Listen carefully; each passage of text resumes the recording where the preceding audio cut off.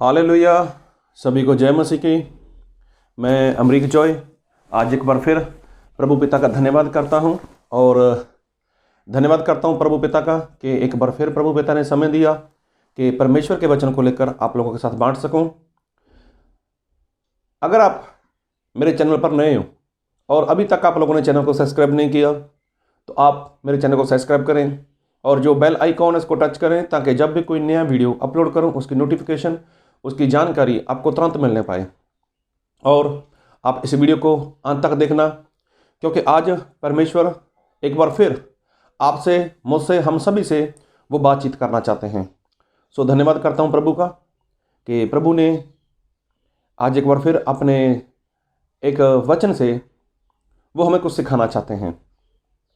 और मैं जो आज वचन पढ़ना चाहता हूं उसको बहुत ध्यान से सुनना। और मैं वचन पढ़ूंगा आपके लिए नए नियम से मत्ती रचित सुसमाचार उसका 5 अध्याय और उसका 14 वचन। तुम जगत की ज्योति हो, जो नगर पहाड़ पर बसा हुआ है वह छिप नहीं सकता। तो देखो, बाइबल में प्रभु यीशु मसीह ये बोलते हैं कि तुम क्या हो, जगत की ज्योति हो। तो प्रभु यीशु मसीह ने अपने लोगों के लिए, विश्वासी लोगों के लिए ये बोला है कि तुम जगत की ज्योति हो और जो नगर पहाड़ के ऊपर बसा है वो कभी छिप नहीं सकता। जी हाँ, प्रभु यीशु मसीह चाहते हैं कि उसके ऊपर विश्वास करने वाले लोग वो क्या बने, वो ज्योति बने। मतलब उनके जीवन से क्या चमके, उनके जीवन से प्रकाश चमके। और एक वचन और पढ़ना चाहूँगा आपके लिए, वचन को बहुत ध्यान से सुनना। और मैं जो वचन पढ़ना चाहता हूँ वो वचन क्या कहना चाहता है उसके ऊपर हम देखेंगे। और मैं पढ़ूंगा आपके लिए यूहन्ना रचित सुसमाचार उसका 8 अध्याय उसके 12 वचन। यीशु ने फिर लोगों से कहा, जगत की ज्योति मैं हूँ, जो मेरे पीछे हो लेगा वह अंधकार में ना चलेगा परंतु जीवन की ज्योति पाएगा। तो देखो, यहाँ पर लिखा है, प्रभु यीशु मसीह ऐसा बोलते हैं कि जगत की ज्योति तो मैं हूँ। देखो, अभी जगत की ज्योति है कौन? प्रभु यीशु मसीह है या फिर विश्वासी लोग हैं?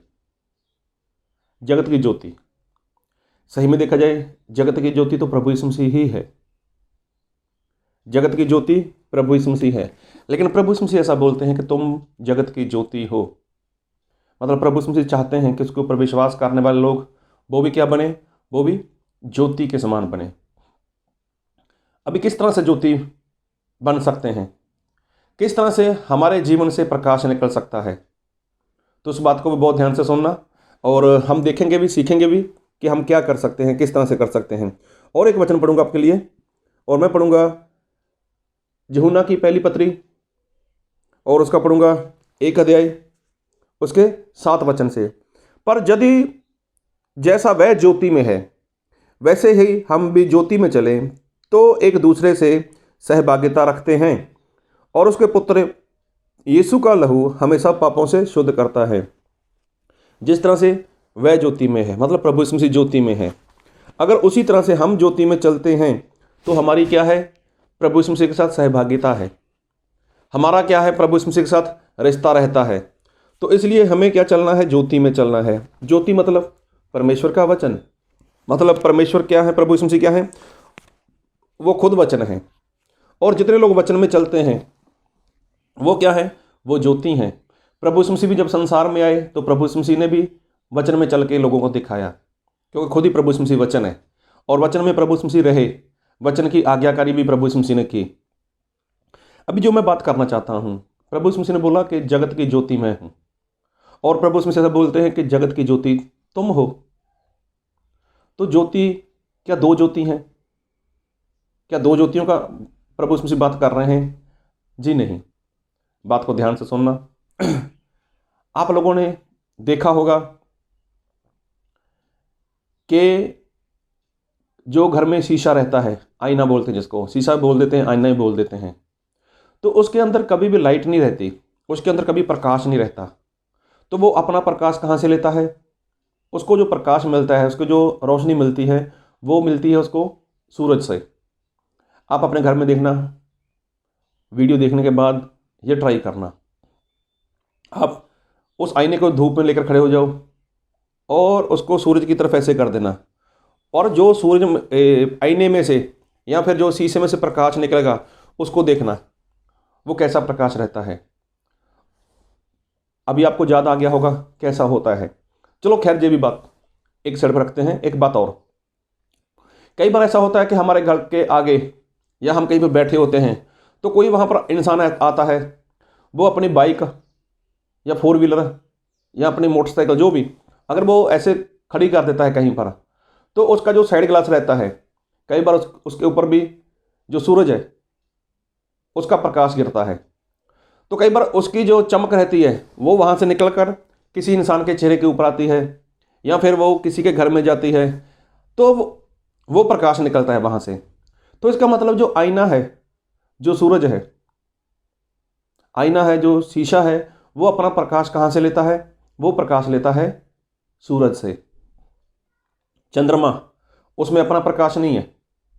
जो तारे रहते हैं, सितारे रात को देखते आप लोग, तो उसमें भी वो प्रकाश नहीं है।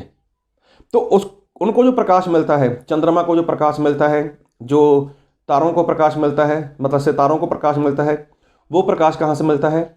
वो प्रकाश मिलता है सूरज से। सूरज से प्रकाश मिलता है और चंद्रमा वहाँ से प्रकाश लेकर वो रात को अपना प्रकाश देता है, जबकि उसके अंदर खुद में प्रकाश नहीं है। सितारे भी ऐसे ही करते हैं। जो तारे रहते हैं उनके पास भी अपना प्रकाश नहीं है, लेकिन वो भी तो अपना प्रकाश कहाँ से लेते हैं? वो प्रकाश सूरज से लेते हैं। और एक वचन बाइबल में लिखा है, भजन संहिता उसका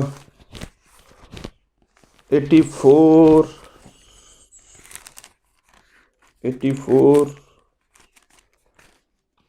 उसका 11 वचन, क्योंकि यहोवा परमेश्वर सूर्य और ढाल है, यहोवा अनुग्रह करेगा और महिमा देगा, और जो लोग खरी चाल चलते हैं उनसे वह कोई अच्छी वस्तु रख ना छोड़ेगा। तो यहोवा क्या है? वो तो सूर्य है, सूर्य के समान है। इसका मतलब जो लोग परमेश्वर के ऊपर विश्वास करते हैं तो वो अपना प्रकाश कहाँ से लेते हैं? वो उसी सूरज से लेते हैं। मतलब प्रभु यीशु मसीह बोलते हैं कि मैं जगत की ज्योति में हूँ। और जो लोग प्रभु यीशु मसीह में रहते हैं, जो प्रभु यीशु मसीह की आज्ञाकारी करते हैं, तो प्रभु यीशु मसीह को क्या बोलता है? तुम जगत की ज्योति हो। जी हाँ, प्रभु यीशु मसीह बोलते हैं जगत की ज्योति तुम हो। तो जिस तरह से एक आईना, एक शीशा हो, आईना हो, या फिर सितारा हो, तारा हो, चंद्रमा हो, वो अपना प्रकाश कहाँ से लेते हैं?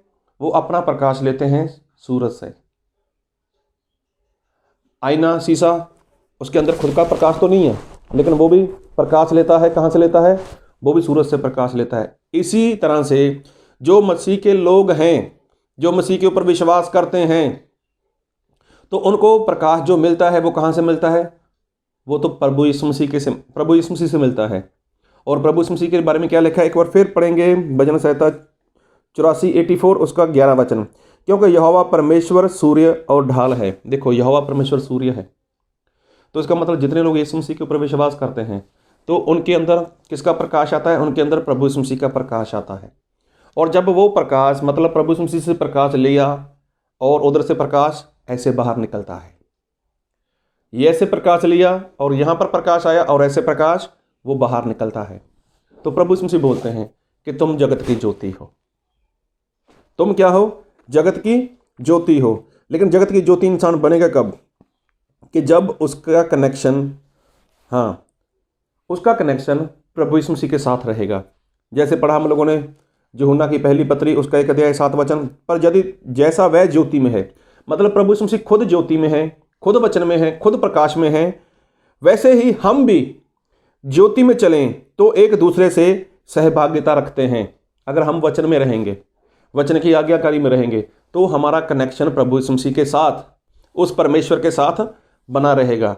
और जो प्रकाश प्रभु यीशु मसीह से निकलता है, जो प्रकाश परमेश्वर से निकलता है, वही प्रकाश हमारे अंदर आएगा और वही प्रकाश बाहर जाएगा। इसलिए प्रभु यीशु मसीह बोलते तुम जगत की क्या हो? ज्योति हो। तो ज्योति का काम क्या है? क्या ज्योति हमारे लिए? और बाइबल में तो ऐसा लिखा हुआ है। एक वचन और पढ़ूंगा आपके लिए, लूका रचित सुसमाचार उसका 11 अध्याय उसका 33 वचन, कोई मनुष्य दिया जलाकर तल घर में जहाँ पैमाने के नीचे नहीं रखता, परंतु दीवट पर रखता है कि भीतर आने वाले उजाला पाएं। तो देखो, जो प्रकाश है, जो दिया है, दिया क्यों जलाया जाता है? वो दिया अंदर वालों के लिए नहीं होता, जो घर में बैठते हैं उनके लिए नहीं होता।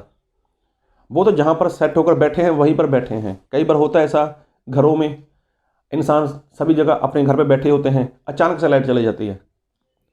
तो अचानक से लाइट चली जाती है तो सभी लोग शांति से बैठे हुए हैं वहाँ पर, किसी को ज़रूरत नहीं है वहाँ पर, अब बैठे हैं। लेकिन कई बार जो इंसान बाहर से अंदर आना चाहता है उसको ठोकर ना लग जाए, उसके साथ कुछ घटना ना घट जाए अंधकार में, अंधेरे में, इसलिए क्या किया जाता है? वहाँ पर उस घर में दिया जलाया जाता है, उस घर में रोशनी की जाती है। किसके लिए? एक बार फिर पढ़ूंगा। कोई मनुष्य दिया जलाकर तल घर में या पैमाने के नीचे नहीं रखता, परंतु दीवट पर रखता है कि भीतर आने वाले उजाला पाएं। मतलब जो बाहर से अंदर आने वाले हैं, अंदर वाले के लिए नहीं, बाहर वालों के लिए। कोई बाहर से अंदर आएगा, इसलिए जो दिया जलाया जाता है, जब कोई ऐसी घर में रोशनी की जाती है तो उसको कभी नीचे नहीं, ज़मीन के ऊपर नहीं, उसको ऊंचाई के ऊपर रखा जाता है, ताकि जब कोई इंसान आए तो क्या करे? उस उजाले को देखे, उस रोशनी को देखे, उस प्रकाश को देखे और वो अंदर आ सके। आपके घर भी हैं, आप घरों में रहते हो, आप देखना आपके घर में जो बल्ब रहता है, लाइट बल्ब, आप लोग कहाँ रखते हो उसको? क्या आप चारपाई के नीचे रखते हो?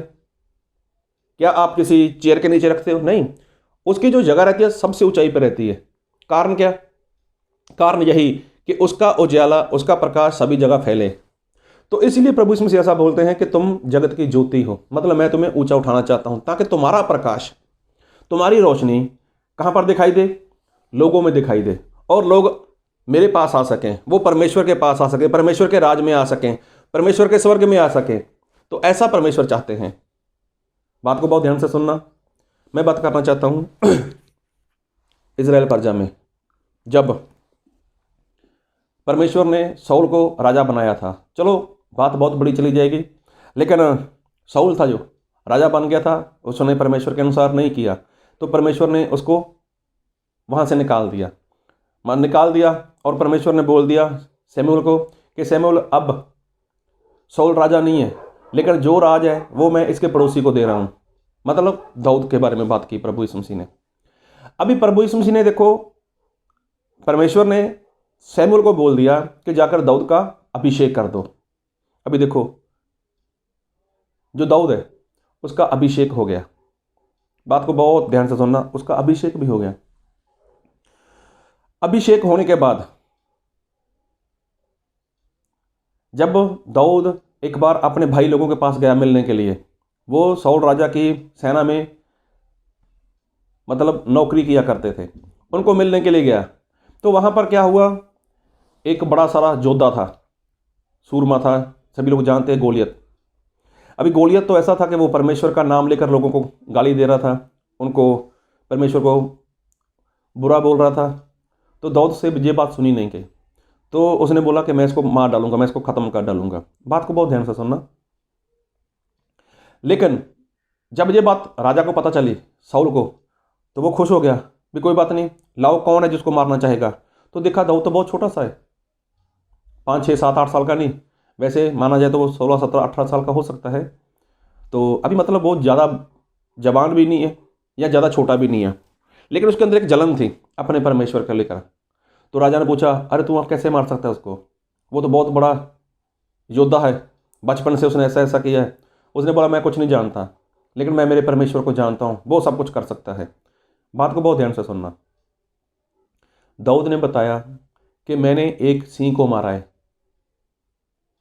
मैंने एक भालू को ख़त्म कर दिया है, और ये जो गोलियत है ना, उन दोनों में से एक किस बान होगा तो मैं इसको भी ख़त्म कर डालूंगा, मैं इसको मार डालूंगा। अभी देखो, दाऊद ने ये जो काम किया था, सिंह को मारा था, भालू को मारा था, भालू को मार दिया, सिंह को मार दिया, क्या किसी को पता चला था? इजराइल में पता चला किसी को? अरे दाऊद ने शेर को मार दिया, अरे दाऊद ने तो भालू को मार दिया। अगर दाऊद किसी को बताना भी चाहे तो कौन उसका विश्वास करेगा? कोई नहीं करेगा। लेकिन जब उसका अभिषेक हुआ, आज्ञाकारी वो परमेश्वर की करता ही था, परमेश्वर को जानता था, परमेश्वर में बना हुआ था। लेकिन जब उसका अभिषेक हुआ और अभिषेक होने के बाद जब उसने गोलियत को मार दिया तो क्या हुआ? आप लोग बाइबल पढ़ते हो, समझदार हो, तो दाऊद का जो नाम था चारों ओर फैल गया। दाऊद की चर्चा चारों ओर फैल गई। अरे पूरे इजराइल में,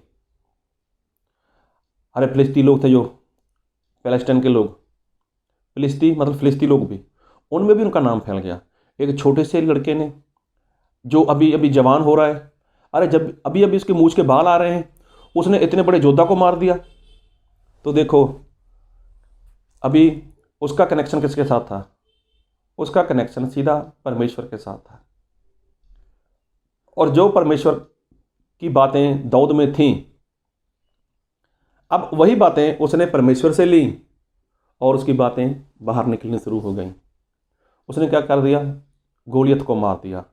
सिंह को मारा कोई नहीं जानता, भालू को मारा कोई नहीं जानता, लेकिन जब अभिषेक हो गया, अभिषेक होने के बाद जब उसने गोलियत को मार दिया तो उसका नाम, उसकी चर्चा चारों ओर फैल गई। सभी इजराइल के लोग हैरान, फिलिस्ती लोग हैरान, अरे इतना बड़ा योद्धा, इतना बड़ा वो हमारा सिपाही, उसको मार डाला। तो देखो सभी लोग डर गए उससे, और तो और जो शाऊल था वो भी डरने लगा उससे। कहने का मतलब कि जब कोई इंसान परमेश्वर के साथ संगति करता है ना, परमेश्वर की सहभागिता में रहता है, प्रभु यीशु मसीह के वचन में रहता है, तब वो क्या बनता है? वो ज्योति बनता है। तो प्रभु यीशु मसीह ने यही बोला कि तुम जगत की ज्योति हो। जगत की ज्योति हो तो ज्योति बनने के लिए प्रकाश तो चाहिए ना। इंसान के अंदर खुद का प्रकाश नहीं है। जिस तरह से मैंने बताया कि ना तो इंसान के अंदर मतलब ना तो चंद्रमा के अंदर खुद का प्रकाश रहता है, ना तारों के अंदर खुद का प्रकाश रहता है। जहाँ तक एक आईना, एक जो शीशा है, उसके अंदर भी खुद का प्रकाश नहीं होता। जब भी उसको सूरज की तरफ करोगे तब उसके में से प्रकाश निकलेगा। इसी तरह से जब आपका कनेक्शन, आपका रिश्ता प्रभु यीशु मसीह के साथ रहेगा, तो प्रभु यीशु मसीह, परमेश्वर क्या है? वो सूरज है, और सूरज अपना प्रकाश ऐसे देते हैं, और जब वो प्रकाश हमारे पास ऐसे आता है तो वही प्रकाश हम में से बाहर निकलता है। तो इसलिए प्रभु यीशु मसीह ऐसा बोलते हैं कि तुम जगत की ज्योति हो। और जो ज्योति है उसको प्रभु यीशु मसीह कहाँ रखते हैं? हमेशा ऊपर रखते हैं, ताकि दूसरे लोगों को भी प्रकाश मिलता रहे। खुद ऊंचाई पे मत जाने का प्रयत्न करो, खुद ऊंचा मत जाने का प्रयत्न करो, लेकिन जब आपके अंदर प्रकाश होगा, जब आपके अंदर रोशनी होगी, जब आपके अंदर ज्योति होगी, तभी परमेश्वर आपको ऊंचाई के ऊपर लेकर जाएंगे। और परमेश्वर आपको ऊंचाई के ऊपर लेकर जाएंगे, तब बहुत से लोग आपका प्रकाश देखकर वो परमेश्वर के राज में जा सकते हैं। लिखा बाइबल में कि जो दिया जलाया जाता है उसको ऊंचाई के ऊपर रखा जाता है, ताकि जो बाहर वाले हैं उनको अंदर आने में आसानी हो जाए अंदर आने में। इसीलिए जब वो लोग अंधकार में हैं, जब लोग शैतान की गुलामी में है, जब आपके अंदर से, आपके जीवन से प्रकाश मिलेगा, तब वो आपके परमेश्वर की महिमा करेंगे। महिमा करते हुए क्या करेंगे? वो लोग परमेश्वर के राज्य में आएंगे। किसके द्वारा? आपके द्वारा। आपके द्वारा कब आएंगे? कि जब आपका रिश्ता, आपका कनेक्शन उस परमेश्वर के साथ, मतलब सूरज के साथ बना रहेगा। इसलिए प्रभु यीशु मसीह आपको ऊंचाई पे लेके जाएंगे, तभी लेके जाएंगे जब आप अपना कनेक्शन बना के रखोगे, ताकि आपके द्वारा बहुत से लोग परमेश्वर के राज्य में आ सकें। प्रभु आप लोगों को बहुत आशीष दे। आमीन।